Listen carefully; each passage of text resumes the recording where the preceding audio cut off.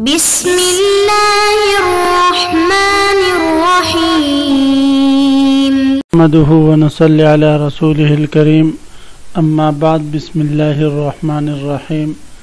عزیز طلبہ، آج ہم کنز الدقائق حصہ دوم سبق نمبر 132 شروع کر رہے ہیں.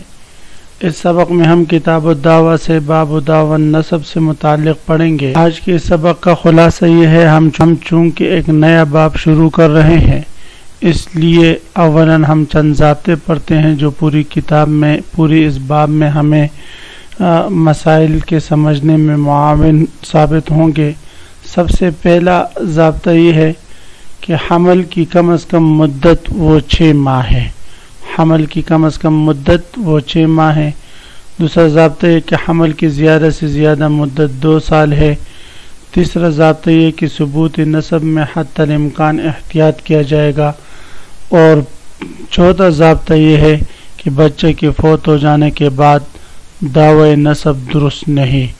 اور پانچواں ضابطہ یہ ہے کہ اعتاق بطلان کا احتمال نہیں رکھتا. ایک دفعہ جب اعتاق واقع ہو جائے تو دوبارہ وہ باطل نہیں ہوتا. ان ضابطوں کو آپ حضرات نے خوب یاد رکھنا ہے. اب ہم آتے ہیں کتاب کی طرف. عزیز طلبہ، سب سے پہلے ہم عبارت پڑھتے ہیں باب دعوی النسب.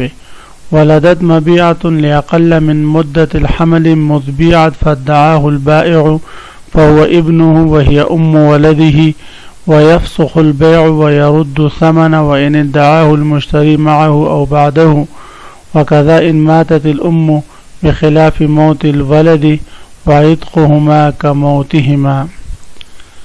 یہ باب ہے نسب کے دعوی کے احکام کے بیان میں، یعنی دعوی نسب کے احکام اور اس کے مسائل کے بیان میں. مصنف علیہ الرحمہ جب اموال کے دعووں کے مسائل سے بیان کرنے سے فارغ ہوئے تو اب نسب کے دعوے سے متعلق مسائل ذکر کریں گے.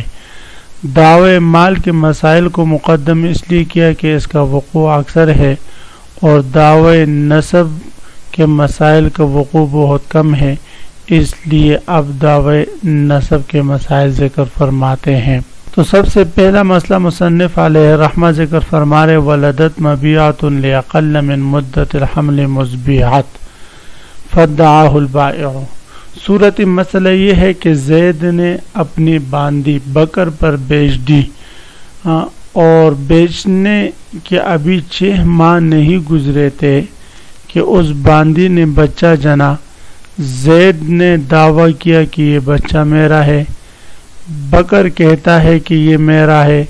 تو اب اس صورت میں یہ بچہ کس کا ہوگا؟ تو فرماتے ہیں کہ حمل کی کم از کم مدت میں نے بتایا وہ 6 ماہ ہے. 6 ماہ سے کم بچہ دنیا میں نہیں بن کر آتا، تو اس لیے فرماتے ہیں جب کم از کم مدت 6 ماہ ہے اور اس عورت نے بچہ جنا ہے باندی نے 6 ماہ سے کم میں، تو معلوم یہ ہوا کہ ابھی تو بے کے بعد 6 ماہ نہیں گزرے، چند ماہ گزرے ہیں. تو یہ جو نطفہ ٹھہرا ہے یہ بائی کی ملکیت میں ٹھہرا ہے. اس لیے اگر بائی اس بچے کے نسب کا دعویٰ کرتا ہے تو اس کا دعویٰ معتبر ہوگا اور اس بچے کا نسب اس سے ثابت ہوگا، اور وہ جو باندی ہے وہ ام ولد بن جائے گی اور آزاد ہو جائے گی. اس میں امام ظفر، امام شافعی، امام مالک اور امام احمد بن حنبل رحمہم اللہ تعالیٰ کے اختلاف ہے. یہ حضرات فرماتے ہیں کہ جب اس نے اپنے باندی خود ہی بیچ دی اور بیچنے کے بعد گویا کہ اس کا بیچنا یہ اس بات کا قرینہ ہے کہ یہ اس کی ام ولد نہیں. جب اس کی کیونکہ اس نے تو اسی لیے بیچا کہ ام ولد کو تو بیچنا جائز نہیں ہوتا.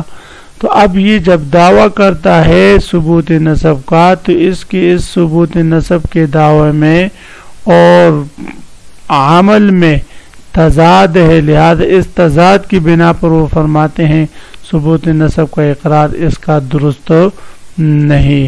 فرماتے ولدت مبیعۃ لأقل من مدت الحمل، اگر باندی نے بچہ جنا لأقل من مدت الحمل، مدت حمل کی کم مدت سے پہلے، لأقل من مدت الحمل، حمل کی کم مدت سے پہلے یعنی 6 ماہ سے پہلے مزبیعت، اس وقت سے جس وقت سے اس کو بیچا گیا ہے، اس وقت سے پہلے تو فرماتے ہیں فدعہ البائع، پھر بائع نے اس بچے کا دعویٰ کر لیا، فہو ابنہ، تو وہ بچہ اس بائع کا ہو جائے گا۔ اس میں نے بتایا کہ ائمہ ثلاثہ اور امام ظفر رحمہ اللہ تعالیٰ فرماتے ہیں کہ یہ دعویٰ بائع کا درست نہیں، اس لیے وہ فرماتے ہیں کہ اس نے باندی بیچ کر اقرار کر لیا گویا کہ یہ ام ولد نہیں۔ اب جب یہ دعوی نسب کر رہے تو اس کے دعوے میں اور گزشتہ عمل میں تضاد، لہذا اس کا یہ دعویٰ مسموع نہیں ہوگا۔ لیکن ائمہ احناف رحمہ اللہ تعالیٰ فرماتے ہیں استحساناً یہ جائز ہے، اس لیے کہ قرار حمل یہ ایک مخفی امر ہے، اس لیے تناقض کو انداز کر دیا جائے گا۔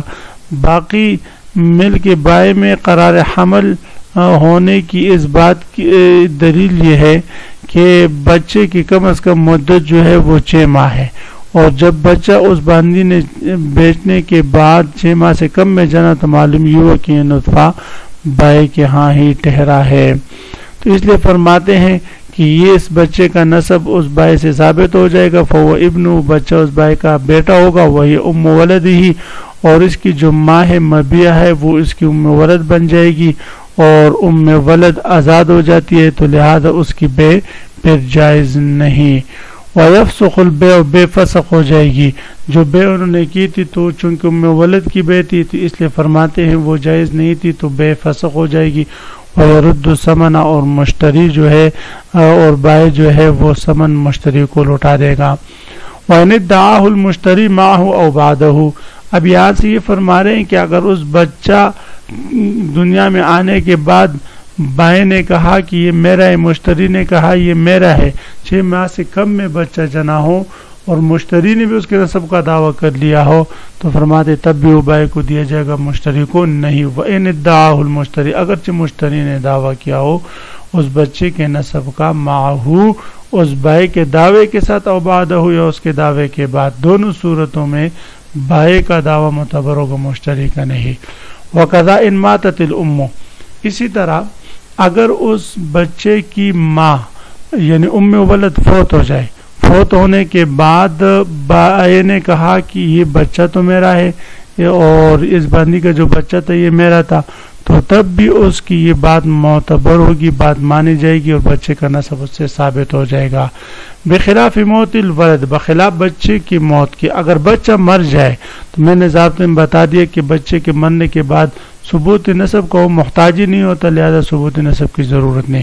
بخلاف الموت الولد، بخلاف بچے کے مرنے کے، اگر بچہ مر جائے تو بچے کے مرنے کے بعد اگر بائع اس بچے کے نسب کے ثبوت کا دعویٰ کرتا ہے تو وہ قابل مسموع نہیں۔ وَعِتْقُهُمَا كَمَوْتِهِمَا، اور ان دونوں کو آزاد کرنا، یعنی ام ولد اگر آزاد ہو گئی، ام ولد کو اگر آزاد کر دیا، بچے کو آزاد نہیں کیا اور اس کے نسب کا دعویٰ کر لیا تو نسب ثابت ہو جائے گا، اور اگر ان دونوں کو آزاد نہیں کیا یا جو ہے بچے کو آزاد کر لیا اور ام ولد کو آزاد نہیں کیا تو فرماتے ہیں اس صورت میں پھر بعد میں اس کے نسب کا دعویٰ کرتا ہے تو یہ بھی درست نہیں، اور وجہ یہ ہے کہ ثبوت نسب وَعِتْقُهُمَا كَمَوْتِهِمَا، اور ان دونوں کی آزادی وہ ان دونوں کے مرنے کی طرح ہے، یعنی مرنے کا جو حکم ہے وہی حکم آزاد ہونے کا بھی ہے۔ اب صورت مسئلہ ہے کہ ام ولد یعنی ام مبیہ اور اس کے بچے کی آزادی کا حکم جب ان کی موت کے حکم کی طرح ہے، اگر مشتری نے ماں کو آزاد کیا اور بچہ آزاد نہیں کیا اور بائع نے دعویٰ کیا کہ وہ میرا بیٹا ہے تو دعویٰ صحیح ہوگا اور نسب اس سے ثابت ہو جائے گا۔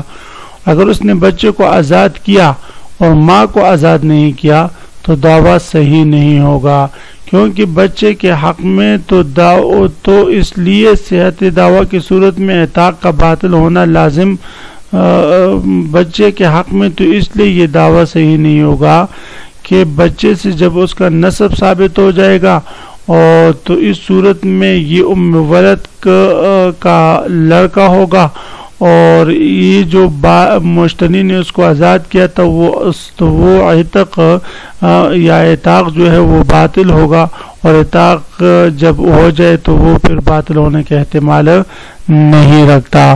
اور ماں کے حق میں اس لیے کہ جب اصل یعنی بچہ میں دعویٰ صحیح نہ ہوا تو تابع کے حق میں بھی طریقہ والا دعویٰ صحیح نہیں ہوگا۔